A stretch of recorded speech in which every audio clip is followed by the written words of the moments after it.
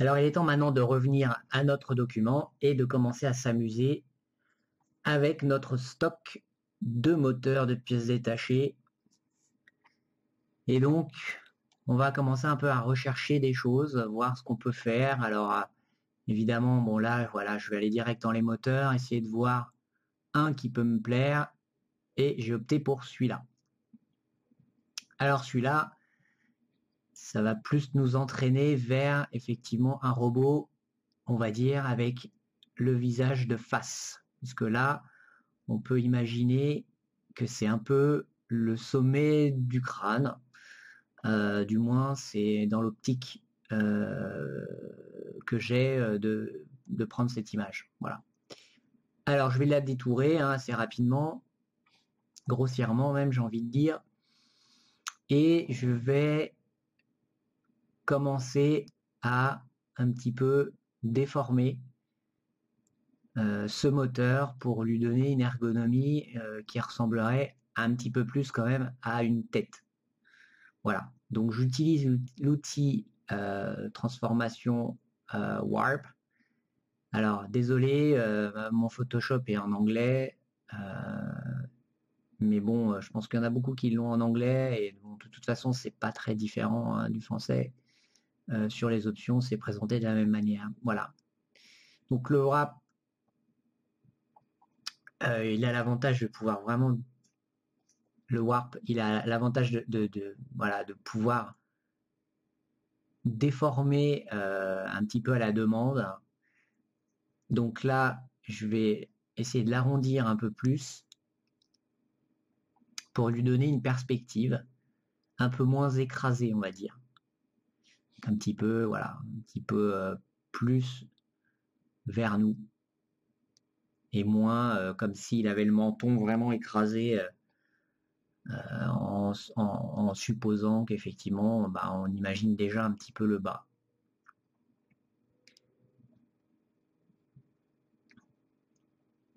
Donc là, j'essaie de voir s'il y a autre chose que je pourrais prendre, voilà, et donc ça va m'intéresser pour, on va dire, la face du robot. Donc pareil, je détourne à la baguette magique vraiment grossièrement. C'est pas un souci de faire un détourage précis, puisque de toute façon, comme vous allez le voir, il va y avoir beaucoup de ces pièces qui vont être recouvertes, repeintes, et donc sans faire un détourage, je dirais, pixelisé et pas beau, il y a un juste milieu. Voilà. Donc là, je vais pas aller chercher le détourage super précis, qui est un petit peu plus difficile parce que là, c'est sur un espèce de dégradé de gris. Mais bon. Voilà, donc je place cette pièce-là, ce qui peut déjà commencer un peu à m'évoquer, pourquoi pas, un petit peu des yeux de robot, un petit peu type araignée, vous savez. Voilà. Alors là, attention, hein, on est dans une recherche de concept. Je fonctionne pas avec moi déjà l'image, et c'est pas l'objet de ce tutoriel d'avoir déjà le robot en tête. Parce que si j'avais déjà le robot en tête, l'intérêt, c'est je le dessinerais directement. Là, c'est plutôt s'amuser à essayer de rechercher un design, rechercher quelque chose d'intéressant dans les pièces. C'est vraiment tout l'intérêt du photo bashing, c'est-à-dire vraiment arriver à avoir quelque chose de réaliste, entre guillemets, avec des stocks de photos, donc qui enlève un petit peu ce caractère dessin, peinture digitale, que j'adore aussi, mais bon, voilà, ce tutoriel c'est plutôt le photo bashing. En revanche, ça va nous permettre de construire avec des collages, hein, ça va vraiment nous aider à faire des collages réalistes pour arriver à quelque chose, on va dire, de photographique, quoi. Donc il faut arriver à garder la cohérence des photos entre elles pour qu'au final le résultat soit toujours une photo susceptible de créer un certain réalisme. Donc là, effectivement, pour l'instant, on a toujours un moteur, hein. C'est vrai que là, il faut avoir beaucoup d'imagination pour déjà s'imaginer une tête. Mais c'est aussi un petit peu l'enjeu du photobashing, c'est-à-dire arriver à visualiser quelque chose avec ses pièces. Et ça peut demander effectivement un petit peu de gymnastique intellectuelle et d'arriver à voir ce qu'on peut faire de telle ou telle pièce. Il y a aussi quelques notions d'anatomie, puisqu'on est sur un personnage. Donc forcément, il va y avoir des proportions au niveau des épaules, du buste, de la tête. Ça, on va le voir au fur et à mesure. Pour l'instant, c'est pas la priorité. La priorité, c'est de faire des collages de pièces détachées et d'essayer de commencer à faire un premier jet, un premier concept de robot. Alors ça, ce pare-choc, au prime abord, c'est un pare-choc, bon, on va dire, un pare-choc quoi, hein. Mais ce pare-choc va pouvoir nous aider à, par exemple, faire une bouche.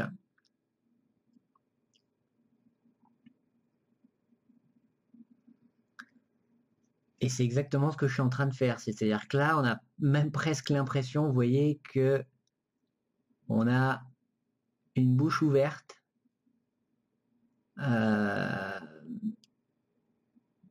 Donc on a un petit peu le sommet du crâne. On aurait 4 yeux. On verra que ça, a priori, on ne gardera pas, mais ça commence déjà à nous donner une idée de ce que le robot pourrait être.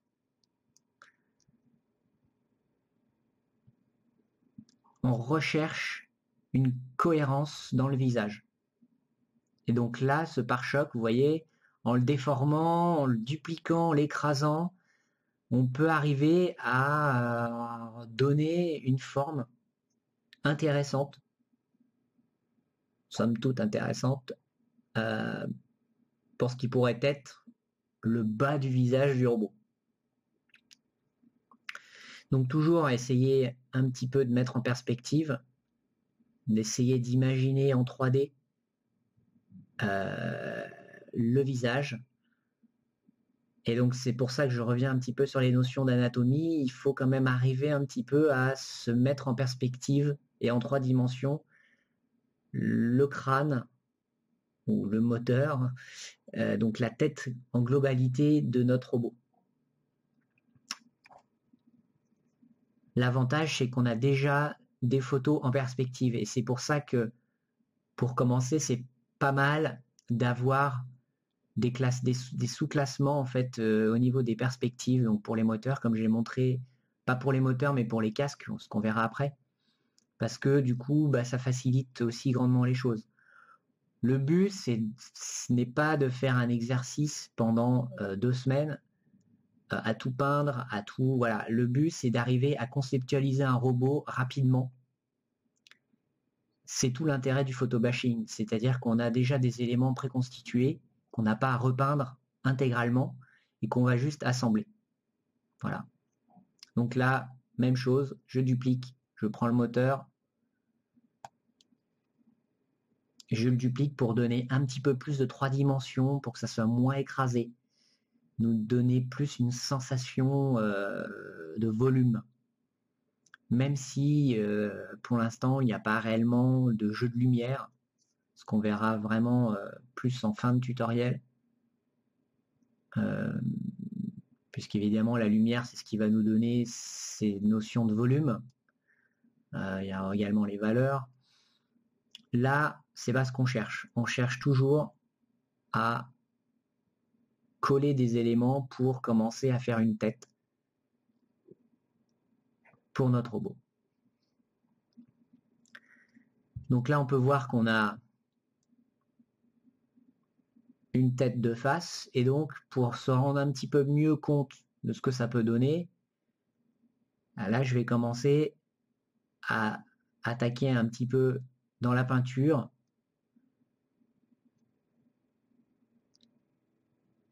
pour nous aider à mieux se rendre compte de l'ensemble.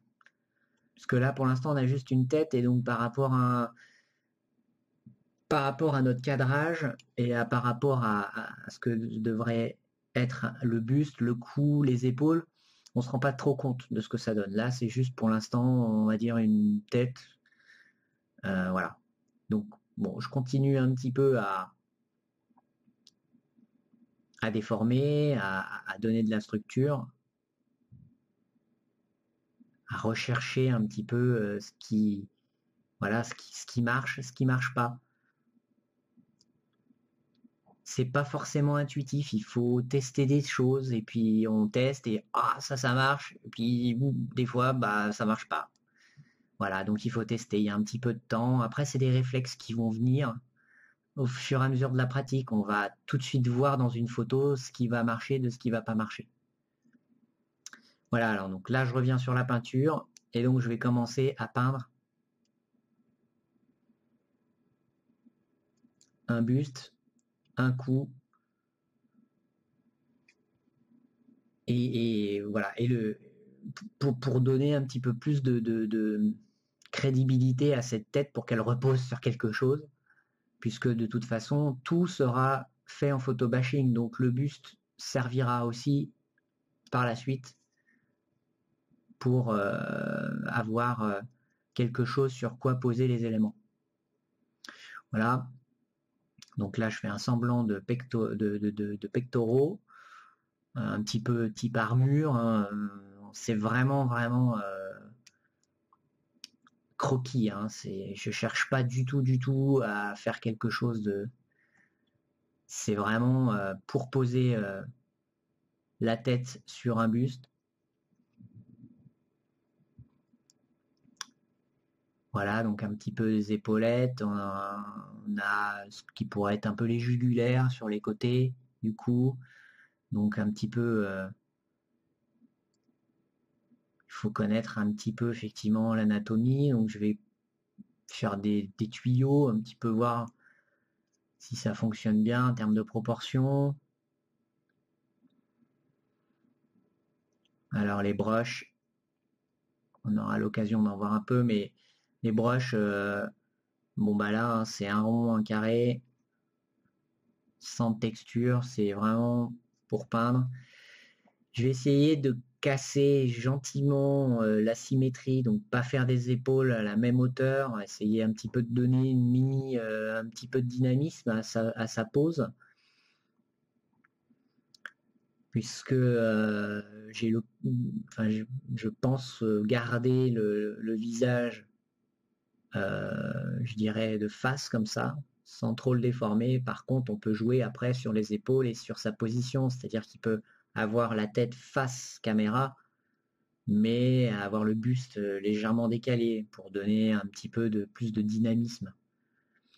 Là, c'est pareil, je cherche pas à faire le personnage hyper dynamique, c'est vraiment un travail de recherche et de photobashing sur notre robot.